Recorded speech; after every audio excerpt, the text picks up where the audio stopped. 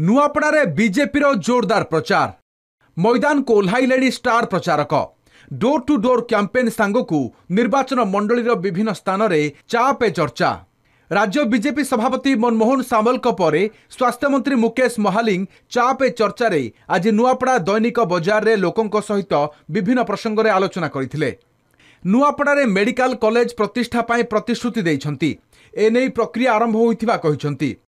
BJP प्रार्थी जय ढोलकिया आज दलीय नेता कर्मी कोमना ब्लॉक जिला परिषद जोन 1 रे प्रचार करिछंती। आज प्रथमे मिछापाली गाँव में माँ लक्ष्मी निकट में पूजार्चना करी आशीर्वाद नेबा परे विभिन्न गाँव में निजर निर्वाचनी प्रचार करने सह भोट भिक्षा करिछंती।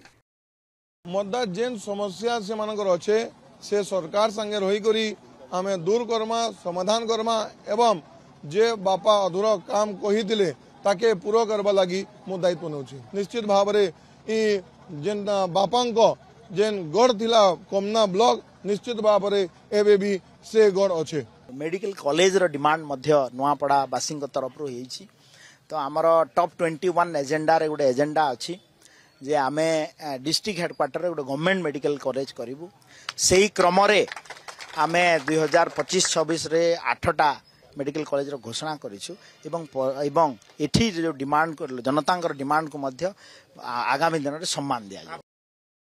नुआपड़ा बीजेपी पक्षरु रन फॉर यूनिटी कार्यक्रम सरदार वल्लभ भाई पटेल को 150तम जयंती उपलक्षे आयोजित रन फॉर यूनिट कार्यक्रम में बीजेपी राज्य सभापति मनमोहन सामल उपमुख्यमंत्री कनकवर्धन सिंहदेव प्रमुख सामिल होइथिले। नुआपड़ा बसस्टाण्ड परिसर में सफेई कार्यक्रम आयोजन करा जायथिला। सेठारु एक पदयात्रा बाहरी नुआपड़ा सहर परिक्रमा करिथिला।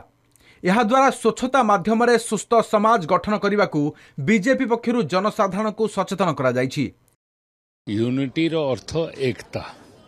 सरदार पटेल भारत को जो प्रकार एक करबा पई सबु राज्य मान को एक करबा पई जो उद्यम करिथिले सेही उद्यम आकार रे ई रन फॉर यूनिटी करा जाए प्रति वर्ष ई वर्ष भी करा जाए। नुआपड़ा रे आमे माने उपनिर्वाचन कारण रो अछु अदरवाइज राज्य रे सबु स्थान रे करा जाउछ। समाज सब लोग जोड़ी होइछन्ते एवं दल मत निर्विशेष रे एक गोटे आंदोलन रूप दिया स्वच्छता गोटे आंदोलन जो परिणत होती ये कारण ये अभियान को सक्रिय करने आम कार्यकर्ता माने आज सरदार वल्लभ भाई पटेल 150तम जन्म जयंती रे समस्ते स्वच्छ भारत कार्यक्रम आरंभ करछन्ती।